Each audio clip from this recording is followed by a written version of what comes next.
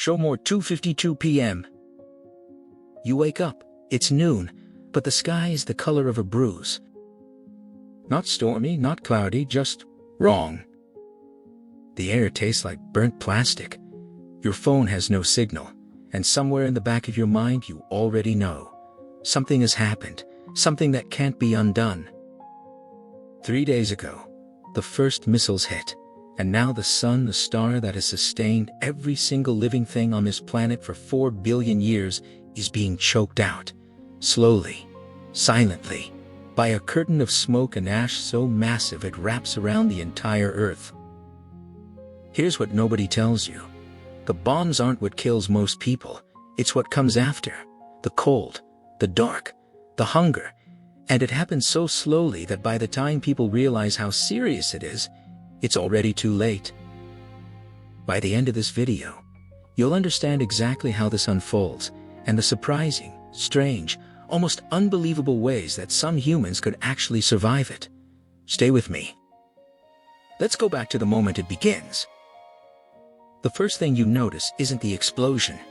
Unless you're near ground zero, the blast itself might just feel like a distant rumble, a flash of light on the horizon, but within hours, the sky starts to change.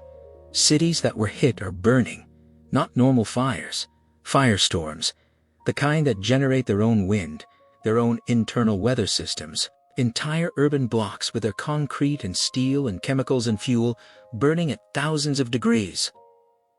And those fires are doing something far more dangerous than destroying buildings. They're launching smoke, ultra-fine black carbon particles directly into the upper atmosphere, not the lower atmosphere where rain would wash it out in days, not even the middle atmosphere. We're talking about the stratosphere, 50 kilometers above the Earth's surface, above the jet stream, above the weather patterns that normally clean the sky. And up there, nothing cleans it out. There is no rain at that altitude, no wind strong enough to push it away quickly. Those particles just spread, first across a continent, then across an ocean. Within 2 to 4 weeks, the entire planet is wearing a thin, dark veil it can't take off. That is nuclear winter. Now let's understand exactly what that means, because the name makes it sound almost poetic. It isn't. Think about what happened when Mount Pinatubo erupted in 1991, a single volcano. One eruption. It injected enough sulfur dioxide into the stratosphere to lower global temperatures by about 0.5 degrees Celsius for an entire year. Crops failed in some regions.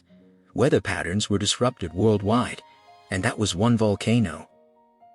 Now imagine not one, but hundreds of firestorms, each one bigger than any natural event in recorded history, all happening simultaneously, injecting not sulfur dioxide but black carbon, which absorbs sunlight far more efficiently into the stratosphere all at once. Rutgers University researchers modeled what would happen if even a limited nuclear war broke out just India and Pakistan, using roughly 100 relatively small nuclear weapons. Not the full arsenals, not a US-Russia exchange, just a regional conflict. And the results were staggering. Global average temperatures would drop by 1 to 2 degrees Celsius within the first year. A full-scale exchange between major powers. Studies suggest drops of 8 to 12 degrees Celsius, possibly more, sustained for years. To put that in perspective, the last ice age, the one that buried half of North America under glaciers, was only about 6 degrees colder than today on average. But here's the part that should make your stomach drop. The temperature isn't even the most immediate problem. It's the light. Within weeks of a large-scale nuclear exchange, sunlight reaching the Earth's surface could drop by 40 to 90% in affected regions. 90%. That means midday would look like late dusk. Plants trying to photosynthesize would be working with almost nothing. And plants aren't patient. They don't wait for better conditions. They just die. Let's sit in that world for a moment. It's 3 months after the war. You're somewhere that wasn't directly hit. Your city is standing. Your home is intact. But when you walk outside in the middle of the day, the sky is a permanent pale gray, like an overcast winter day that never ends. The temperature, even in summer, has dropped to levels that would normally only appear in late autumn, and it's still falling. The lakes and rivers closest to you are developing thin ice. In July, farmers who survived the initial chaos tried to plant. They watched their seedlings push through the soil, and then watched them die within weeks, starved of light, frozen by unseasonable cold, unable to complete the basic biological process they were designed for. Photosynthesis requires light. No photosynthesis, no plant growth. And almost everything we eat either is a plant or ate plants to grow. And this is where things get worse.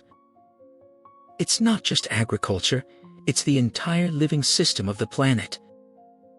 Phytoplankton, the microscopic organisms that form the base of the ocean food chain and produce roughly half of Earth's oxygen, they also depend on sunlight. In a severe nuclear winter scenario, phytoplankton populations would crash, which means fish populations crash, which means the oceans, which billions of people depend on for protein, effectively stop producing food as well.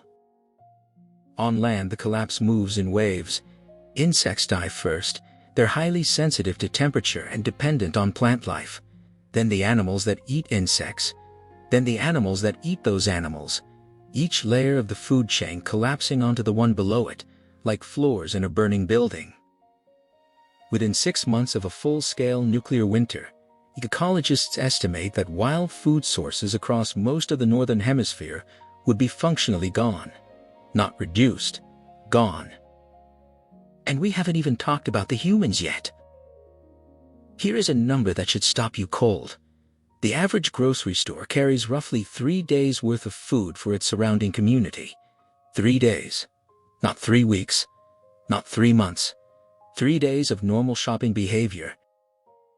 Government strategic reserves exist, but they're not designed to feed entire populations for years. The United States, for example, maintains emergency grain reserves, but those are measured in weeks to months of supply at population scale, not years. Within the first week after a nuclear event, panic buying would strip most store shelves completely. Within 2 to 3 weeks, organized food distribution systems would begin breaking down as fuel for trucks runs out, roads become impassable, and the social order required to keep supply chains functioning starts to fray. By month 3, in regions not directly hit by bombs, mass starvation would begin. By the end of the first year of a severe nuclear winter, some studies estimate that more people could die from starvation alone than from all the direct effects of the nuclear exchange itself. Pause on that. More deaths from hunger than from nuclear blasts. So the question becomes, is there any way to survive this? Is there any realistic path through a world without reliable sunlight? The answer, strangely, is yes. But it requires rethinking almost everything about where food comes from. The first lifeline is the most obvious: stored food. Before a nuclear war, or in the immediate chaos after, anyone with significant stockpiles of non-perishable food has an immediate survival advantage. Canned goods, dried grains, freeze-dried supplies. These don't need sunlight. They're already made. Some governments have quietly maintained massive underground food stockpiles for exactly this kind of civilizational disruption. Norway, for example, has long maintained strategic food reserves. Switzerland has historically required citizens to keep months of emergency supplies at home. Countries with serious continuity of government plans have bunkers stocked with enough food to sustain key personnel for years. But here's the hard truth. Even the most generous government stockpiles couldn't feed a general population indefinitely. Stored food buys time, it doesn't solve the problem. Which means within that window of stored supplies, survivors would need to figure out how to grow food in near darkness and freezing cold. And this is where something genuinely fascinating emerges. Fungi don't need sunlight. Mushrooms grow in complete darkness. They don't photosynthesize. They break down organic material, dead wood, agricultural waste, even cardboard, and convert it into dense, nutritious food. Certain species grow incredibly fast. Oyster mushrooms can double in size every day under the right conditions. They can be grown underground, in basements, in tunnels, with nothing more than a moisture source and organic substrate. In a nuclear winter scenario, abandoned buildings, subway tunnels, and mine shafts could become massive mushroom farms producing thousands of tons of food with no sunlight required whatsoever. Insects are the next piece of the puzzle. And before you stop listening, follow the logic. Crickets, mealworms, and black soldier fly larvae are extraordinarily efficient protein factories. A cricket requires 12 times less feed than cattle to produce the same amount of protein. They can be raised on organic waste, food scraps, agricultural byproducts, even human waste processed correctly. They reproduce rapidly. They take up minimal space, and they can survive in underground facilities with artificial heating. In terms of pure calories and protein per square meter, insect farming in a post-nuclear world isn't a desperate measure. It might actually be the most rational food system imaginable. Lab-grown meat adds another dimension to this. The technology already exists. Cultured protein grown from animal cells in a controlled environment. No living animal required after the initial cell harvest. The process needs energy and controlled temperature, not sunlight. Before the war, this technology was still scaling up commercially. In a survival scenario with access to power, even limited power from nuclear plants that survive, or geothermal sources, small-scale cultured protein facilities could produce real, nutritious animal protein indefinitely. Seaweed and algae deserve mention here. Certain species of algae can grow under very dim light conditions. Spirulina, for example, is extraordinarily rich in protein gram for gram. It outperforms beef. Under artificial light powered by even minimal electricity, algae cultivation systems could produce enormous quantities of nutrition in a relatively small space. And then there's underground lead farming. This isn't speculative. Vertical farms already exist today in major cities, stacked layers of crops growing under precisely tuned LED lighting, consuming a fraction of the energy that outdoor farming requires per calorie produced, with a reliable power source, and crucially, that's the bottleneck. These facilities could operate completely independently of sunlight. Countries with nuclear power infrastructure that survived the war would have a massive survival advantage here. Nuclear power plants don't need sunlight. They don't need stable weather. A functioning reactor could power entire underground agricultural complexes, producing food around the clock, independent of whatever was happening in the sky above. But now the painful question arrives: who actually gets access to any of this? The honest answer is not most people.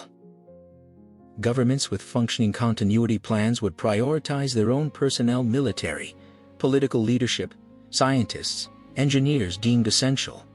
Wealthy individuals with private bunkers and stored supplies would outlast their neighbors by months or years. Nations with underground infrastructure, nuclear power, and pre-positioned food reserves would have survival windows measured in years rather than weeks. Everyone else would be left to improvise. There's a deeply uncomfortable inequality at the heart of nuclear winter survival. The scenario doesn't distribute its suffering evenly. Rural areas with existing food stockpiles and agricultural knowledge might fare better than dense urban populations with no stored food and no land to forage. Southern Hemisphere nations farther from the major nuclear exchange might experience milder versions of the winter and retain partial agricultural capacity longer. Some researchers have looked specifically at which regions of Earth might survive with partial food production intact, even in a severe nuclear winter. Parts of Australia, New Zealand, Argentina, and some island nations in the Southern Hemisphere appear in these models as potential refuges, not unaffected, but survivable. The worst case is something most people don't let themselves fully imagine: a full-scale exchange between the United States and Russia, using even a fraction of their combined arsenals, would inject so much carbon into the stratosphere that temperatures in core agricultural regions could drop to near freezing even in summer for anywhere from 3 to 10 years. In that scenario, there is no realistic path to feeding 8 billion people. The population wouldn't survive. Not most of it. Researchers who model these scenarios use phrases like civilizational collapse, not as hyperbole but as clinical description. The supply chains, the social structures, the medical systems, the communication networks that allow 8 billion people to exist on this planet, all of them depend on stable food production. Remove the food, and everything else unravels. The best case is still grim, but it contains something real. A limited nuclear exchange contained quickly. Smaller weapons, fewer fires might produce a nuclear autumn rather than a full winter. Temperature drops of 1 to 2 degrees rather than 10. Reduce sunlight for 1 to 2 years rather than 5 or 10.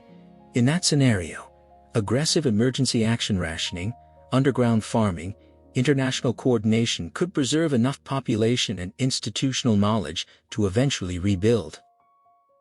Humans have survived volcanic winters. Before the eruption of Mount Tambora in 1815 caused the year without a summer 1816 when crops failed across Europe and North America, and tens of thousands died. Humanity survived that, but the population was 1 billion then, not 8 billion, and the cause was natural, not a war that might still be ongoing. Here is the thought you're left with. We built a civilization almost entirely on sunlight. Every calorie you've ever eaten traces back to a plant that converted sunlight into energy. The entire food chain, the entire ecosystem, the entire infrastructure of modern life, it's all downstream of a star 93 million miles away. And the most terrifying thing about nuclear winter isn't that it's impossible to survive. Some people would survive. Some communities might even find ways to endure for years. The terrifying thing is how contingent all of this is. How one decision made in one moment, by one hand on one button, could reach into every kitchen on Earth and simply remove the food.